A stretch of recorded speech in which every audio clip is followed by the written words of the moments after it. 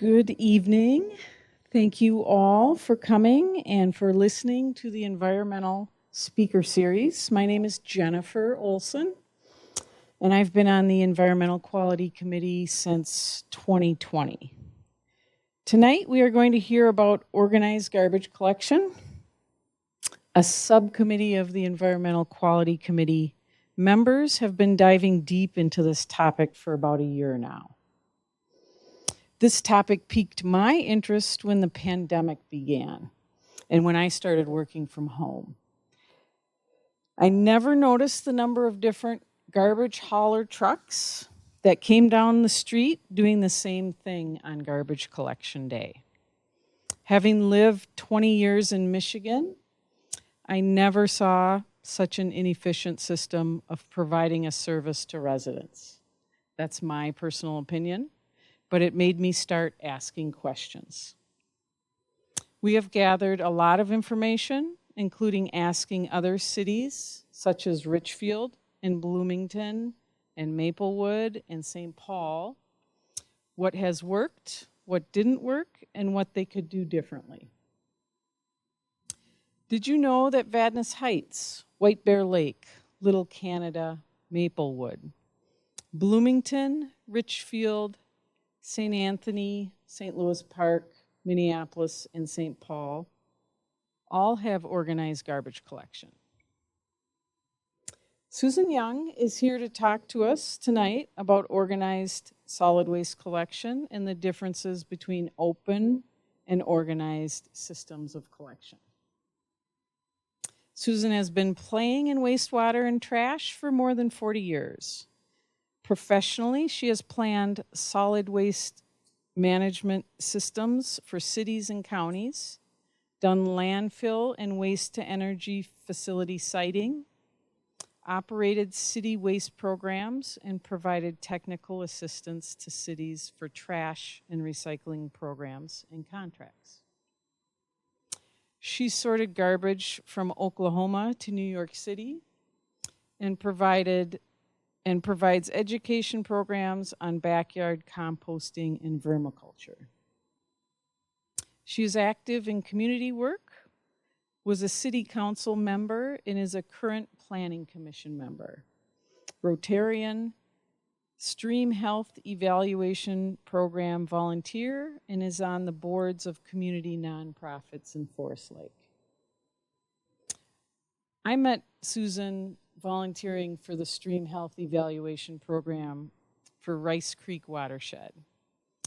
And she and I are part of a team that collect aquatic invertebrates in the late summer and identify them in the fall. And we've been doing that I've been doing it just short amount of time, maybe 5 years. You've been doing it a long time. It is fun. Susan has a wonderful breadth of knowledge on topics that impact human health and well-being. So without further ado, please help me in welcoming Susan Young. Thank you. You're welcome. Thank you. I very much earned the title of Trash Lady. It's who I am, and I'm quite frankly proud of it. Think for a moment, and I'm going to make sure that I know how to, woohoo! Why do cities? Why is it important to collect garbage? Why do we make that stuff go away? What happened when we started collecting garbage? People stopped dying from dysentery, from cholera, from all sorts of really evil, nasty diseases. When you take away the garbage and you properly dispose of it, you can greatly improve human health and the environment. So when I talk about solid waste, my concentration is always on we are protecting public health and safety. That's what we do. Let's start out with some definitions. That's really where you need to begin if you're going to talk about a topic. Solid waste is the broad term for recyclables, for garbage, for appliances, for yard waste, mattresses, divans, all that stuff, the plastic pools, kiddie pools that you're not using anymore, all that stuff, textiles that you don't want anymore.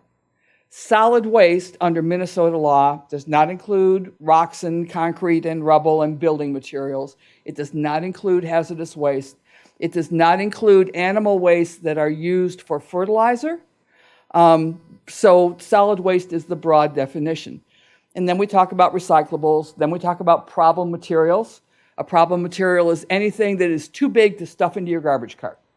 It's the appliances. It's the sofa. It's the dining room table that broke. It's those things that are too big. Those are problem materials. When we talk about open collection is not disorganized collection. Open collection means that any hauler can knock on your door if he is licensed in your city. That's an important point. To knock on your door and say, "Hi, I'm Joe. I've got a new garbage service in town, and I can undercut anybody around." And he can provide you with service as long as he's licensed in the city. He can knock on the next door. Somebody can come to your door next week. Different licensed haulers say, "Hi, I'm Sally, and my brother's got a really great system." So an open system of garbage collection is very competitive. It's anybody can come in and do the job. And you're going to have, some of them will ask you to sign a contract, some not. We'll talk about contracts a little later. But an open system of collection, anybody can knock on your door who is licensed in your city and say, "Hi, I'll handle your garbage." Organized collection is where the city says, "Wait a minute, we want a little bit more structure on this." And you can do it several ways, and we'll talk about that. But it's a system for collecting solid waste where a collector or maybe a consortium of collectors under one contract the city specifies, you will be the hauler in this community. This is the pricing structure. This is the service requirements. This is where you'll take the stuff. This is how this will happen. It can also be very, very competitive. Most cities at the end of their contract terms go out for an RFP to make sure that they're getting the best deal for their customers. But an organized collection system can also be very competitive, but it has some boundaries around it. Okay. You may not realize it, but Shoreview has state and county responsibilities to manage solid waste. Cities have to manage solid waste. They have to ensure that every residence and every business has a solid waste collection service, or if they don't have collection, those residents and businesses have to prove that they are disposing of material in an environmentally responsible way. For instance, I live in a really rural area, and so I take all of my material to a transfer station. Every once in a while, my city asks me, "Okay, you got any transfer station receipts? We want to make sure that you're disposing of this properly." So that is an environmentally acceptable method. They have to provide, they can require it by ordinance and just stay out of it and say, "Okay, everybody has to have a solid waste collector. And if we show up at your house, you're going to tell us who your collector is and you can show us your receipts." Some cities provide collection by city employees. Hopkins, Minneapolis are two examples around here of cities that provide solid waste collection with city employees. Minneapolis has half private side, a consortium of haulers, Minneapolis Refuse Inc., half city employees. Or you can organize collection by having the city contract with a hauler or a group of haulers. All cities, in addition to the garbage collection, have to, by state law, provide for every resident in the city has to have an opportunity to recycle at least 3 items. So cities, that is part of the city responsibility. And under state law, all cities must also have licensing requirements for garbage haulers. There's nothing good when a couple-ton garbage truck interacts with anything else. So you want to make sure that the garbage haulers that are in your city have their workers' comp insurance, have their liability insurance, have all of the insurances, that they're going to the place where the county says they have to go with the garbage or recyclables. So cities need to make sure that they have good licensing requirements and those are taken care of. So when we talk about open collection, like I said, any Joe or Sally can come and knock on your door to take the waste away. The government does have to make sure that they are licensed, and there should be an enforcement mechanism. Somebody in every city, every township, every unincorporated area should be making sure, of 1,000 people or more, should be making sure that if they see a truck running around in the community, they recognize the name and know that they have a license to haul in that community. With the license, they know then that, for instance, in Ramsey and Washington counties, all garbage must be taken to the Newport facility, the Washington Ramsey Recycling and Energy Center. Washington and Ramsey counties have designation. All garbage generated in Washington and Ramsey counties has to go to that facility. Now, it can go to a transfer station and then to that facility, but that's one of the rules. And so if the city sees a hauler, they need to make sure they're licensed and that they're going to the right facility. Under open collection, you can have pretty significant competition between haulers, and that's why you end up, as Jennifer said, with maybe 5 or 6 haulers on a block on any given day of the week. It's open, you have to be licensed, but other than that, there are very few requirements that a city can make. And every particular business or every particular resident has their own contract with that hauler. Each hauler has unique contracts, and I will also tell you that a particular hauler may have several different contracts that he uses in the same city. It depends on what the salesperson, and they are very good salespeople, what that salesperson, as he evaluates the customer, what he thinks contract will be best for the company and that customer will take. Organized collection is where a governmental entity, counties can organize collection, and we have several counties in Minnesota that have organized collection. A city can organize collection, or a township. They contract with either one hauler, a consortium of haulers, or maybe 2 or 3 haulers to take the solid waste away from the properties within their geographic boundaries. They can organize all properties. For instance, in Afton, commercial, residential, and institutional garbage, that's all under the same organized contract, under the same organized arrangement. Afton is a little unique. I think they still are, because their contract also includes that the hauler has to handle organic materials separately from all large businesses in town.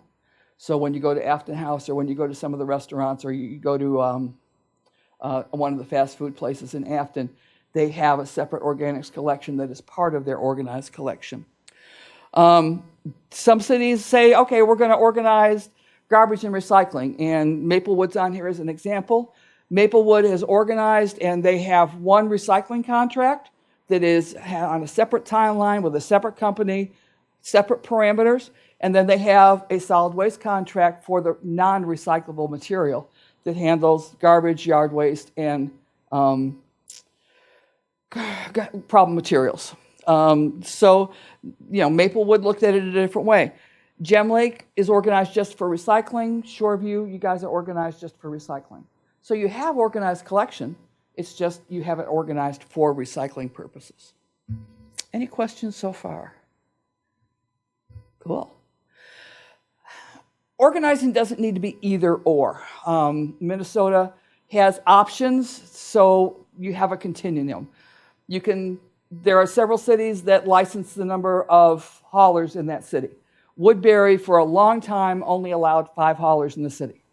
So it was several cities only allow a certain number of liquor stores in the city.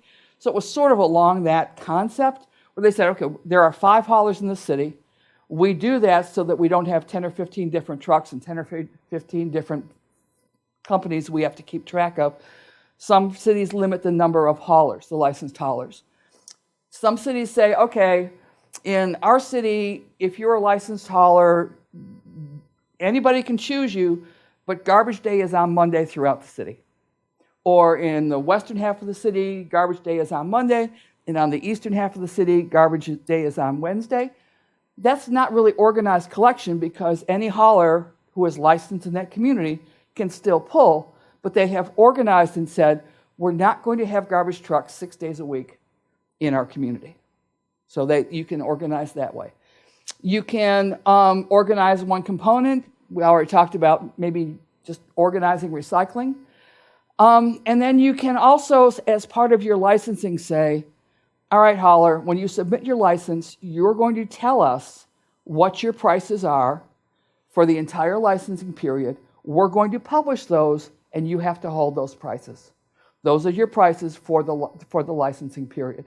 And there are several cities in the metro area that have open collection, but they have that as part of their license. When you submit your license, you're going to tell us what your prices are and for the length of the license. For those cities, it's a really good idea for residents to know that so that they can keep track of what the allowable price is. And for those cities, it is also very good for the city to occasionally do a little bit of outreach and say, so what is your bill? What is your bill? Because as we get a little bit further, we're going to talk about some bills that the Environmental Committee in Shoreview has collected and see some of the differences. Why do you bother organizing collection? I mean, you know, this is America and competition is good and that's what we want. But there are some reasons to organize collection. One is safety. There's a lot, garbage trucks are big, streets are sometimes narrow, especially in suburbs, they can be very curvy. There is a safety issue. There's nothing good that happens when one of those big trucks interacts with almost anything else. Some folks don't like the noise. I really don't mind the sound of a garbage truck firing up at 6 o'clock in the morning. But when I worked for one city, there was a council member who said there shall be no recyclables collection between 10 p.m. and 6 a.m. because the sound of recyclables dumping into a large truck in the commercial areas, it's noisy. I grant that. From a garbage hauler's perspective, that's when I want to be in a core urban city because there aren't any pedestrians, I'm not dealing with traffic, and there's no drunk people coming out of the bar to collide with my truck. Emissions is a big issue. Many of the haulers are now going to natural gas vehicles, so you have less on the emission side of life. There's some nitrous oxide, but you don't have the large particulates and you don't have some of the odors. There are a couple of companies that are now trying electric vehicles.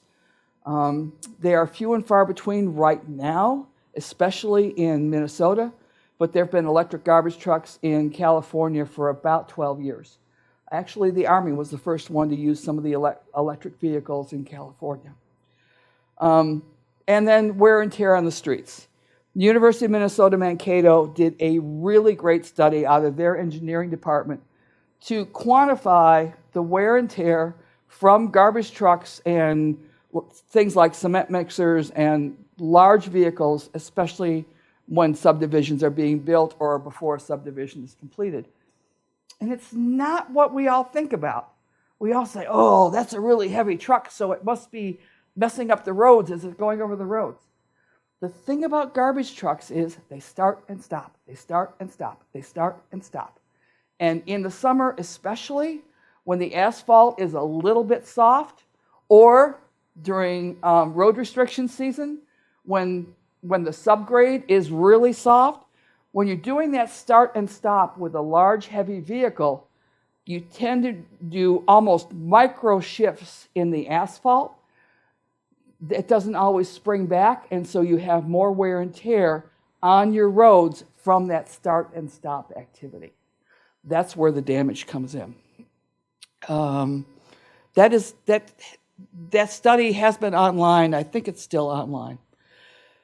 Some cities decide to organize because we're tired of garbage carts out every day of the week. We're tired of 6 different colors of garbage carts. We're tired of some garbage carts and some aluminum cans and some black plastic bags.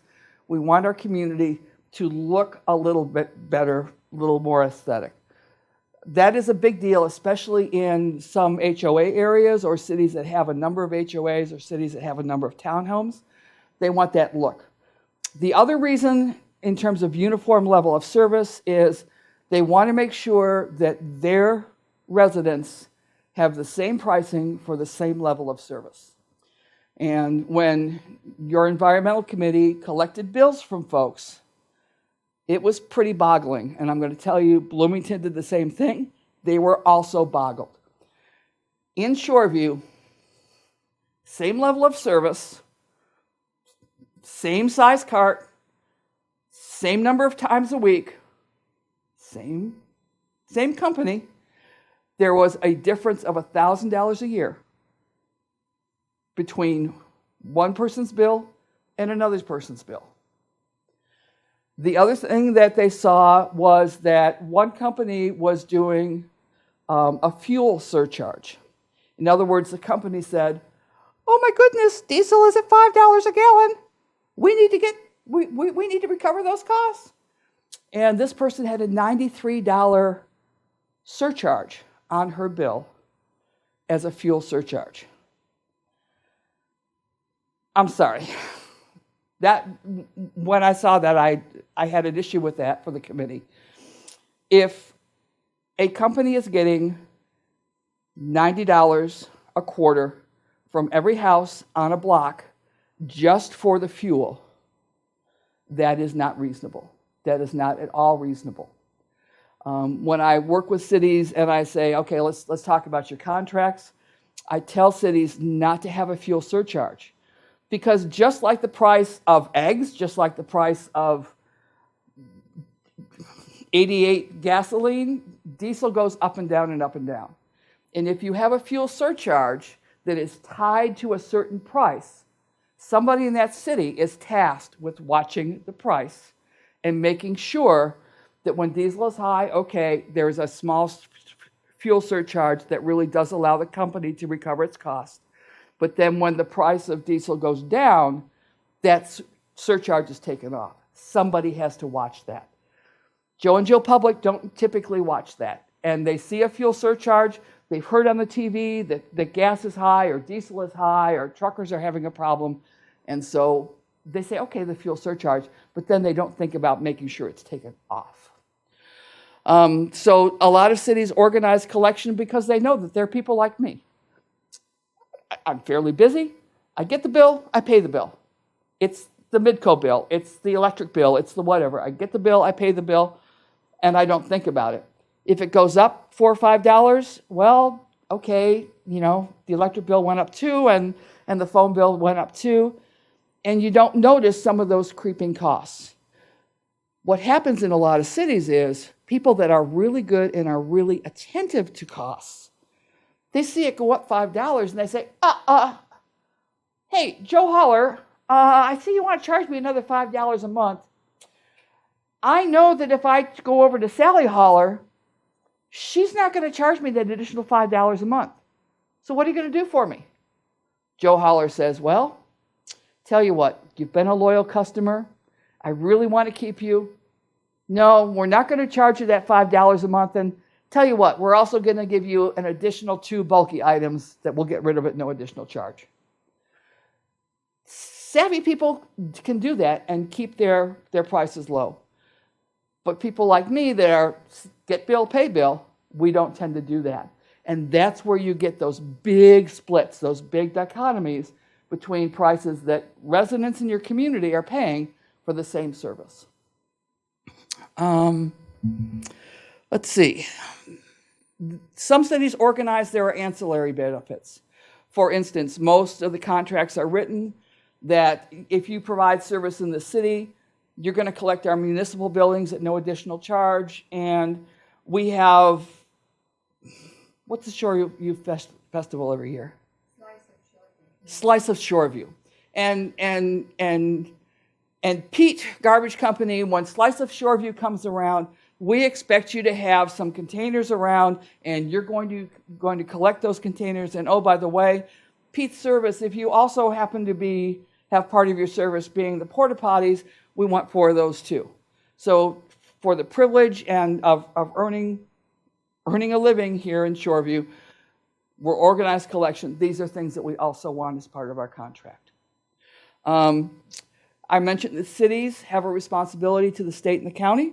They have to report tons of garbage. They have to report tons of recyclables. They have to report pricing.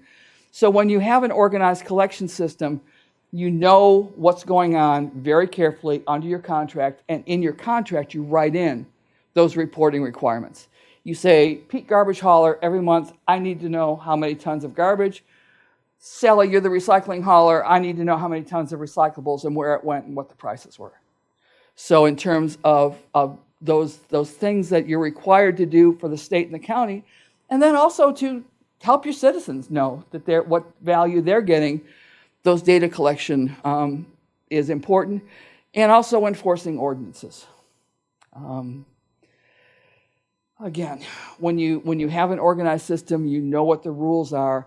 You can help everybody stay in tune with the rules. You don't have somebody saying, well, you know, I couldn't get rid of my stuff because the hauler didn't come. The final benefit, and it's only come into play, I'd say in the last 8 months in the metro area, is that cities that have organized collection have had fewer problems when haulers, for whatever reason, don't collect garbage. We've had a couple of companies in the metro that have really struggled to do their regular collections. They may have stopped yard waste entirely. They may have said, well, you know what, we just can't get to your city, and you're on contract anyway, individual, so we'll get to you when we can. In an organized collection system, your contract has got penalties, liquidated damages, you've got breach provisions in your contracts, so that in an organized city, when that hauler says, you know, we've got 20 guys out on the flu, or we've had trouble hiring people, you've got a way of making that hauler collect the garbage in your city. It is not a good thing in June, July, and August for garbage not to be collected for 3 or 4 weeks. Remember, the whole reason we do this is public health and safety. And a maggot's lifespan is a week. Don't ask me how I know that. Why don't cities organize collection? Gee, Young, it sounds like that's pretty cool.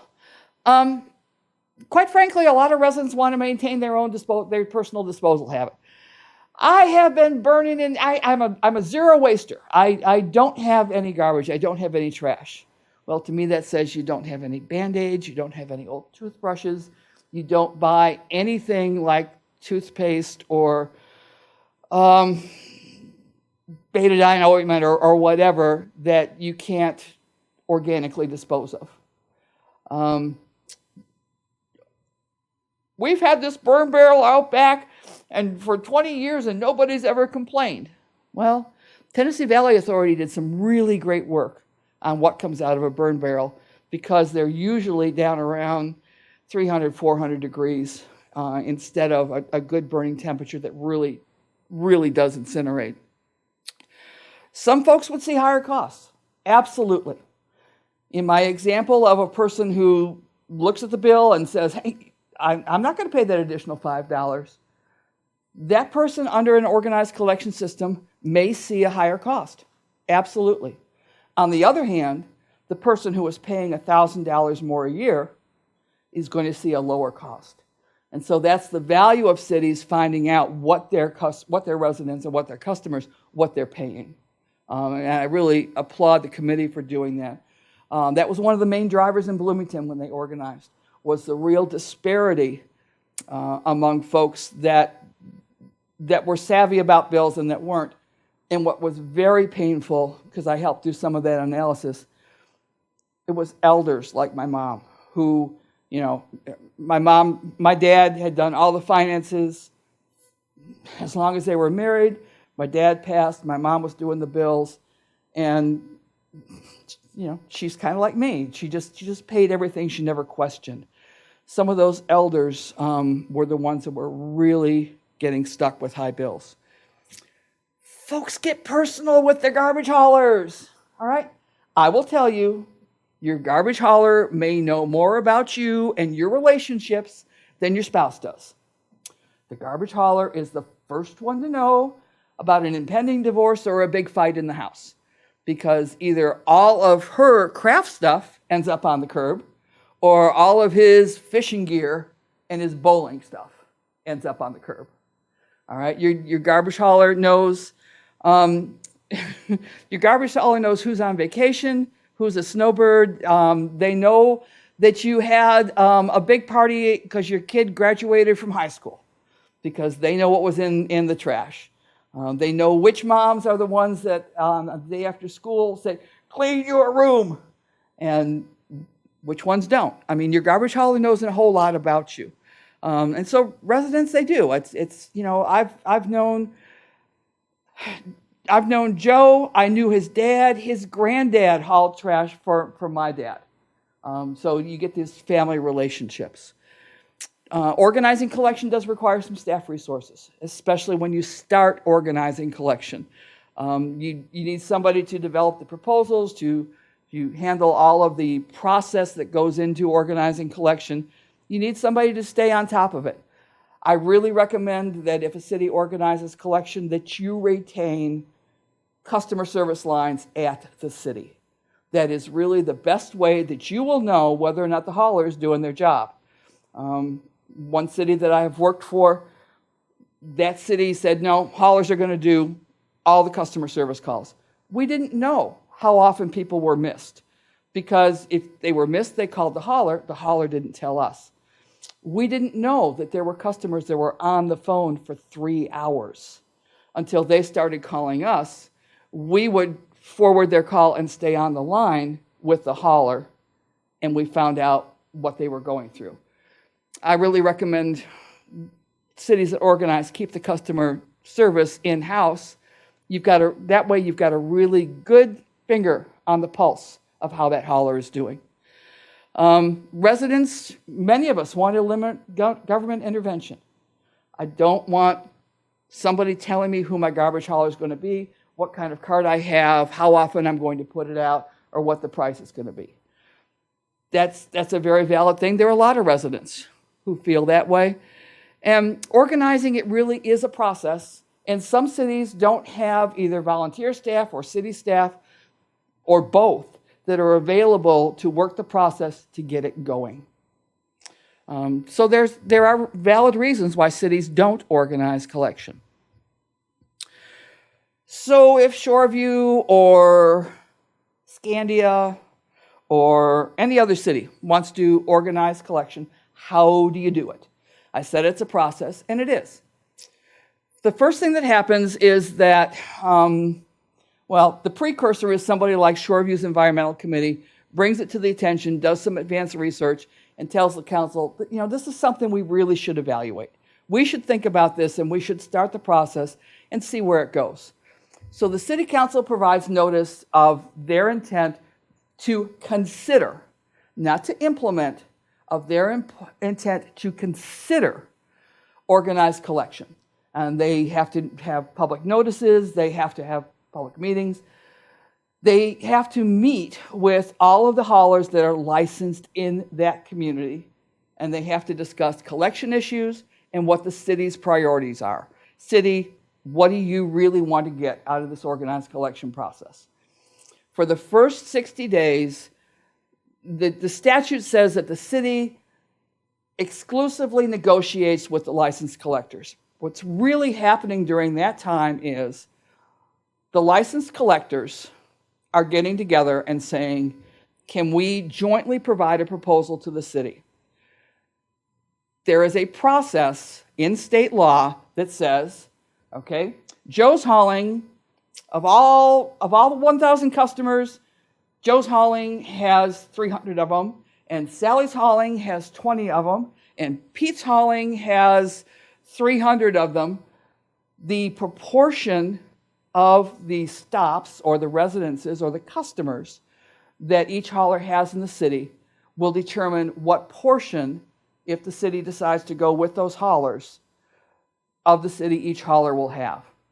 So that's why it's really important that those licensed haulers are part of the deal. The proportions are determined by the number of stops they had 6 months before the city council provided the notice that they were going to consider organized collection. So every hauler in the metro has had their ear to the ground to say, okay, what's going on in Shoreview? Just wondering what's going on in Faribault, what's going on in wherever. And if the city starts to get a little bit more interested, you will see lots of new haulers come in and to get a share. The city will exclusively negotiate. Those haulers have 60 days to put together a proposal. The city will only talk to those folks for 60 days. During that period of time, the haulers can say, okay, yep, we're agreed, we're going to band together, we're going to be a consortium, we're all going to together present this proposal. We've drawn up some articles of incorporation to protect each of us so that nobody gets scarfed out, and we're going to present this proposal. They present a proposal to the city. The city has to include how that proposal is meeting the priorities of the city. Because remember, the city met with the haulers and said, these are our priorities. It has to reflect the service share that each of those licensed haulers had, and provide the pricing, provide the, what are we going to take? We'll take 3 large items a year. We're going to take care of your festival. Yeah, we're going to handle the fire department stuff. So that proposal is given to the city. The city can accept the proposal, or they can reject the proposal. They also have the ability that if they reject the proposal, they can say, haulers, go back and give us another try. This is what we don't like about it. You can give us another try. So you can do some additional negotiation beyond those 60 days. It's not limited to 60 days. If the city says, this just isn't going to work. You've given us 3 or 4 proposals. None of them are really working for us. No, we're not interested. Then that piece of the process ends, and the city says, well, we looked at this, and we're just going to stay open. We're just going to continue to do things as we've been doing it. Or the city can say, yeah, we want to still consider organizing collection. If they do that, they have to form a solid waste collection options committee. And that committee has several things that they have to look at. They have to study what are the methods of collection. How is garbage recycling and yard waste collection handled in the city now? They have to look at least 3 methods that are happening in communities around. Whether it is a single hauler, we're just going to have one hauler. Whether it's a consortium of multiple haulers, maybe you're doing, you're going to have city employees, but they have to look at least 3 different ways of providing garbage service in the community. They have to establish a list of criteria. Again, they're going to look at what the city said were the priorities, but that citizens committee may also have something that is important to them that they consider as part of the criteria. They have to collect information from other cities. They have to go out and ask other cities, what are you doing? What do you like about it? What do you don't like? How did you do this process? What are all sorts of good information. They have to have interviews with the city council, with the city administrator, with the licensed haulers, because that citizens committee was not part of the negotiations with the licensed haulers. They need to talk to the licensed haulers. And they need to talk to residents and say, okay, so neighbor, what do you think? And then they have to write a report, and they have to present that report to the city council with their recommendations. The city council considers the committee's report. They have to provide public notice and hold at least 1 public hearing if they decide that they want to consider going forward with organized collection.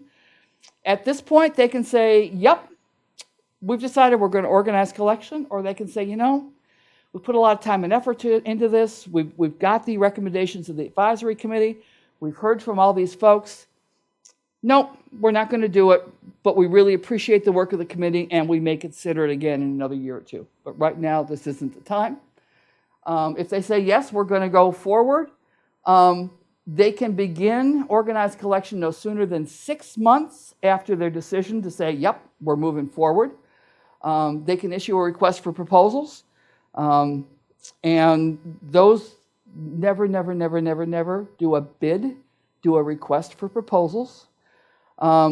Because bid specs are they're very specific in state law. And you have to take the lowest responsible bidder.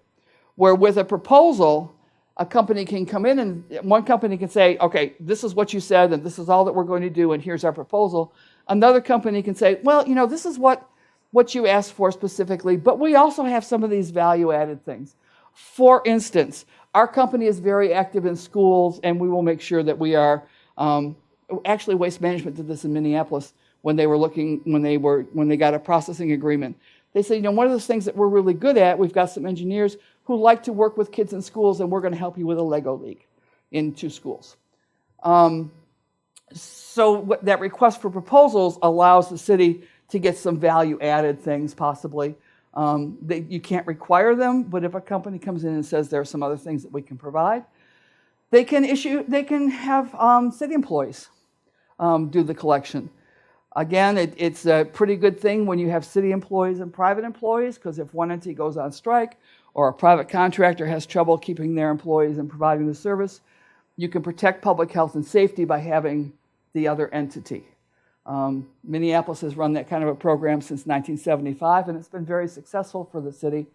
And it's one of the reasons that the city got cleaned up so quickly after the tornado in 2012.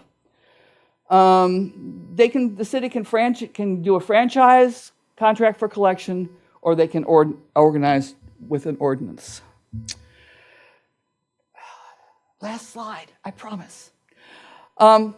If you decide to organize collection, there's some things that I recommend. Be very clear on what your goals are, because you will use your goals to evaluate proposals, and you'll use your goals to write contracts. So make sure that you're very clear about what your goals are. Consider what you want to include. Maybe you want garbage collection and problem materials. Maybe you just want garbage collection and yard waste service. Maybe you want garbage collection and the ability for a resident to have subscription yard waste services. Think about what you want to include. Every city is a little bit different. Consider which properties will be included. Do you want to have every residential unit? For instance, the city of St. Paul, every residential unit in the city has recycling collection. Whether it's a single-family home or a 350-unit apartment complex, every residential unit is covered by that city's recycling collection contract and recycling processing contract. Maybe you want to allow some properties to opt in. Like if you're designing it for subdivisions and single-family homes, but you've got a couple of townhouse complexes that you want to allow to opt in or opt out, think about who you want in and out. Consider if you are doing something through a negotiated process, please remember that negotiated process, that 60-day deal, that first contract is a 7-year contract. Make sure it's a contract that you want to live with for 7 years. So use that time when you were talking to other cities. What did you like in your contracts? What did you not like in your contracts? What do you need to worry about? What do we wish we hadn't done? So make sure that 7-year contract, and that was just recently changed in state legislation, is something that you really want. And learn from other people's successes and failures. As Jennifer said, there are a lot of communities right now that have organized collection. That's a wealth of knowledge. That's a wealth of experience. Everybody's done stuff that they liked and that they wish they hadn't done. Use that. Use that for sure. Any questions? You said 45 minutes.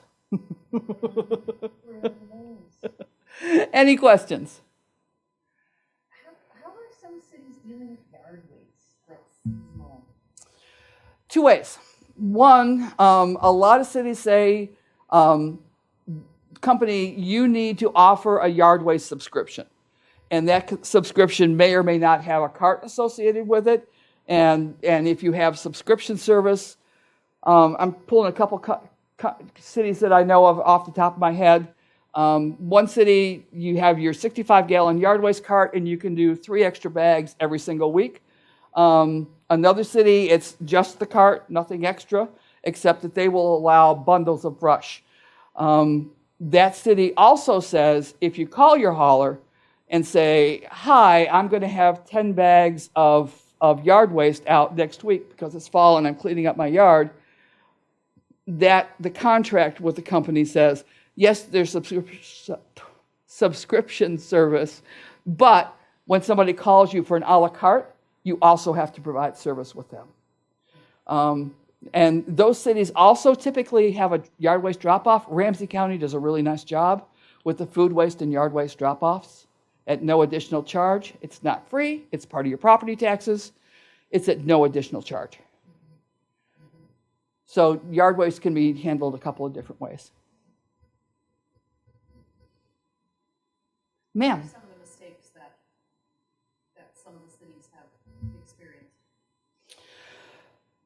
One of the biggest ones is there are a couple of cities that did this. The haulers, bad debt. Any company has a problem with bad debt. Late payments, somebody just doesn't pay, whatever. There are some cities that told the haulers, okay, if you have somebody who pays late or you have somebody that has bad debt, you send those dollars and those residential, that property information to us. We will pay you for that, and then we will assess it to the property taxes. That requires an enormous amount of staff time because haulers make mistakes on their bills. Usually not intentionally, but they do make mistakes. And if you are assessing it to the property taxes, that means that you have to provide every property owner who is being assessed with an opportunity to administratively contest that assessment. You also don't get the money for 2 to 3 years. All right, so if you're paying a hauler in January for bad debt from the previous December, you can't assess that to the property taxes until November, December, and you won't get it. All right, so there's a cash flow issue. Several cities have done that. I would strongly recommend against that. Well, right now we don't have a separate, we don't pay separately for the collection of recyclables. Mm-hmm. In the property tax. It's in your property taxes. It's not free. It's in your property taxes, and you get some score money. And I don't know how your budget works, but some cities are able to use part of their score money to offset a little bit of the recycling fees. Some cities, depending on how your recycling contract is structured, gets some money back when times are good and the processor is able to sell recyclables for more than it costs to process them. There are several ways to do that.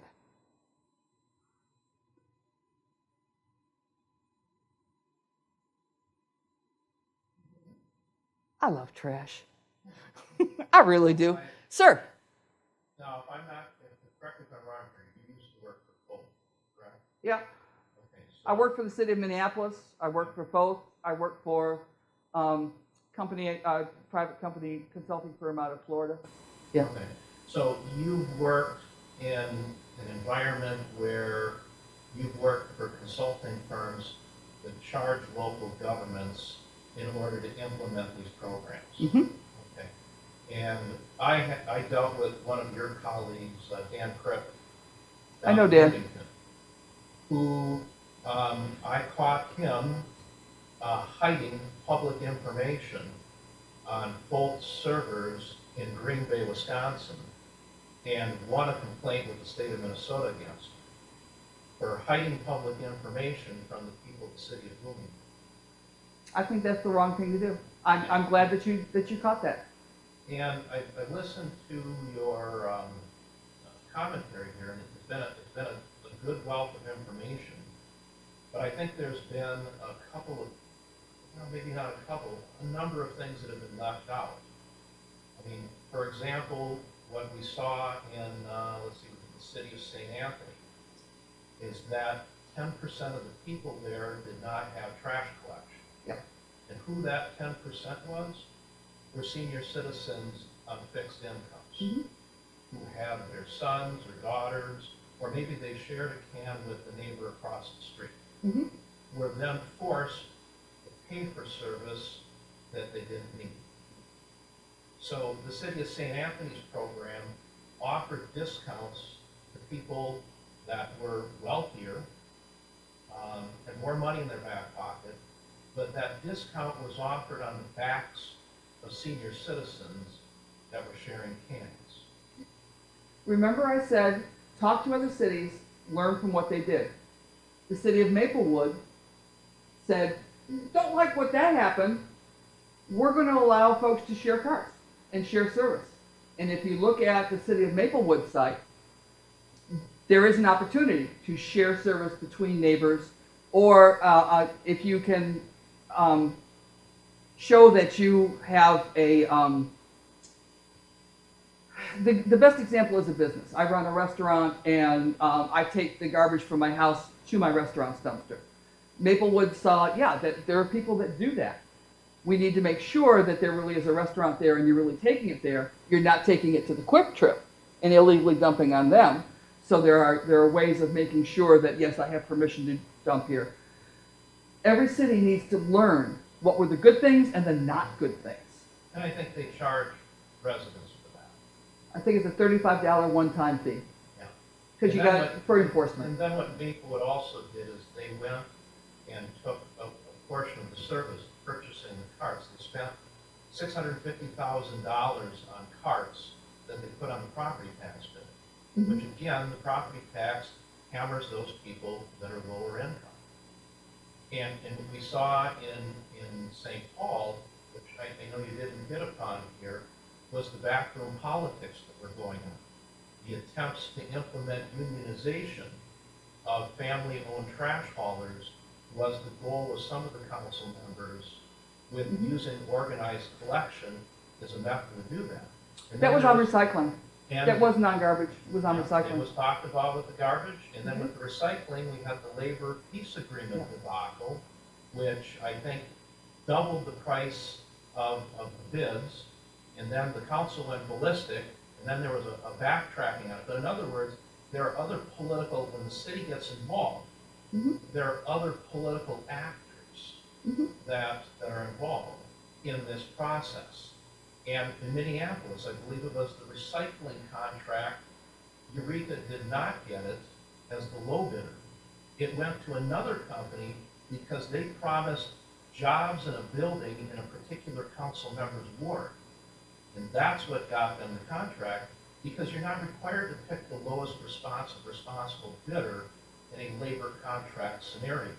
You can pick the highest bidder that is perhaps willing to provide extra goodies for your particular district. Or in Bloomington, where the purpose of organized collection was to fund multiple employee positions and protect them from budgetary shortfalls when the council was looking to cut things. And that was in emails in black and white between city employees. So again, the organized collection system was being used by government as a way to raise money to avoid certain tax levies. And you mentioned about accidents. So I did a study in Bloomington because the same thing was claimed there. The garbage trucks were running over small children on a weekly basis. So I looked back over 15 years worth of police department records. And that's as far back as they went digitized. Back after that, I would have had to actually dig through paper cabinets.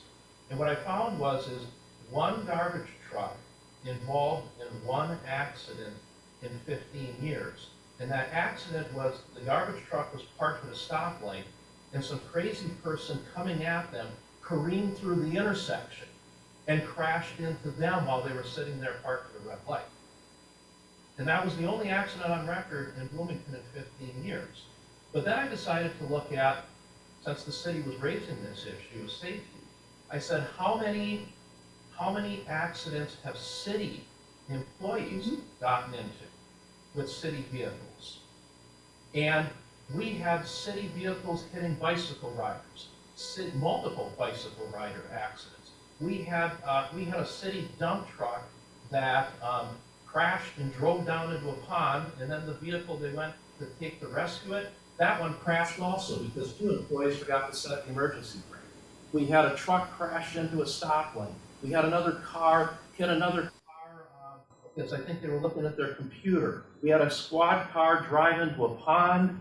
We had a massive car crash in a couple parking lots. I mean, it was, what we found out is that it's perfectly safe to be around a garbage truck. But if the vehicle said City of Bloomington on it, run for your life. Because the chances of you getting hurt by a City of Bloomington vehicle was on the order of 10,000 times more dangerous than a garbage truck. So you mentioned safety. How many, when we like to do these comparisons here, how many children are being run over every week by garbage trucks? I don't worry about, well, I will tell you that if you are a garbage person, you are in, depending on the year, the 3rd to 6th most dangerous occupation in the United States. Correct. All right? So that is if you're a garbage person. I can believe that. My concern on safety is not garbage trucks running over small children. This has been a really bad winter. And in several cities, including St. Paul, we have had garbage trucks sliding down alleys or down streets. We've also had school buses doing that too. But the trouble is the mass. And so, wait a minute, I listened. All right? What I told you were there are many reasons, and some safety is one of those that some cities put together. If a city does a really good job in their licensing, in an open system, with requiring insurance and requiring reporting, you can get the same result. All right? But that city in open collection needs to do a very good job, because I know of 2 Cadillacs in Minneapolis that were crushed by a garbage truck when the guy forgot to set the brake. And he mushed their garage. Man. Well, I've lived in Shoreview for 50 years and raised my children here. And now my street is turned over and everybody's young couples with little kids. And I can tell you the reason little children are not being run over by garbage trucks is solely because on garbage day, children are not allowed in the street. I live on a dead-end street, and on other days, little kids are skateboarding, roller skating, doing bicycling, and in the streets there are dogs around and everything. But on garbage day, you don't let your kids or your pets out because it's too dangerous. And everybody knows that. Sure. Well, I think we do have to, though, note that requirements to drive a garbage truck are drastically different than the requirements to drive 99% of the vehicles that are driving down your street. You need a CDL. You have to have a commercial driver's license. I think if you get a DWI, you are suspended for 10 years. 1 year. 1 year. Second one is for life. Second one is life. Yep. The second one is a lifetime ban. And if you get that one DWI, you're likely, from a company's perspective, probably uninsurable. Because if you can imagine what your personal car insurance goes up when you get a DWI, which I think is what, $1,000, $2,000, $3,000, $5,000, I've heard. So you can imagine to drive a commercial truck for that employer, it must just go up 5 times that. So they're really unemployable even after one. And they're driving trucks, I presume they've got video cameras on them. Not all of them. Many of them do. Some of them do, yeah. And I presume that unlike my high school student, who may drive down your city street at 30 miles an hour, I don't know, when I see the garbage truck drive by the front of my house, it's not driving 40, the posted speed, more often than not. It's driving slower than that, and it's got a parade of vehicles behind it, of course. So that's maybe another. And that parade is was one of the reasons why garbage is such a dangerous occupation. Yeah. Other questions? By the way, I kind of expected you to be here tonight. Good, I'm glad. I'm glad I didn't disappoint. No. Like Jennifer said, I've worked for counties, I've worked for cities, a couple consulting firms. And organized collection isn't for every city. You know, the city needs to go into it with eyes wide open, needs to know why they're doing it or why they're not doing it, and absolutely learn from the good, the bad, and the ugly from other cities. One thing I do have an additional question on here is that you had mentioned that, because I think this conflicts with the Star Tribune articles that I read, but maybe I heard you wrong. That's what I'm thinking I might have. We had a scenario where cities experienced haulers stopping picking up of yard waste because of lack of employees and other things. And when I read the Star Tribune articles, all the cities that were cited were Columbia Heights, which was a government system. I think it was St. Louis Park, another government system. I guess the thing is, all the articles I've read in the newspaper where the haulers have stopped picking up have been those cities where the government is managing it. In Roseville, in Shoreview, I presume here, and in other communities that have an open market where you can hire and fire your hauler yourself, I didn't read any articles about service interruptions there, only in these contract cities. And part of that is because in an open system of collection, you don't get to call the city and say, they didn't collect my garbage. The city says, too bad, so sad, you take that up with your hauler. We got nothing here. I know of 2 cities right now that have had, their residents had those kind of collection issues, and they're considering organizing just to protect residents so that they have a way of holding somebody accountable. And was it a single hauler or multiple? Single hauler. Just a single company? Well, bad act. No, in those communities, one was in the northern suburbs, and it was not the same community as one out in the western suburbs. Okay. But you hear about those because folks are expecting my city, we organize. So my city's going to protect me now. Whereas in an open system, there's not that expectation. It's, okay, I messed up, I'm embarrassed, I contracted with a schmuck, and now I'm in an evergreen contract and I can't get out of it. And that's one thing I'm hoping that y'all be able to do if you decide not to go with organized, is help folks understand contracts and help folks understand there are 2 large companies that once a year, in the small print at the bottom of the bill, it says by paying your bill, you are agreeing to another year of service. And when they've tried to get out of that contract, no, here's what you did. So again, cities have an opportunity to educate their customers on, here's the prices that we're seeing, here's the services that we're seeing, here's ways to protect yourself.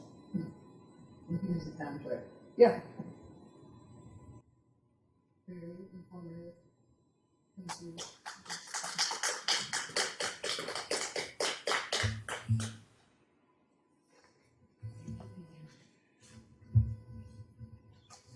Thank you.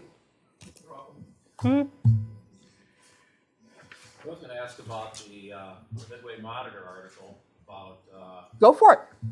It was the claim that was made in St. Paul was that illegal dumping would be eliminated or drastically reduced, and I kind of chuckled that the Midway Monitor article said exactly the opposite has happened. And I told people that from the very beginning, because people that are bad citizens throw stuff on the ground, and you can have whatever type of collection system you want. Bad citizens are bad citizens. You don't change the behavior of bad actors by changing trash companies or collection systems. That's one way to do it, to change it. You won't find that kind of stuff in Minneapolis, because in the Minneapolis contracts for both the employees and MRI,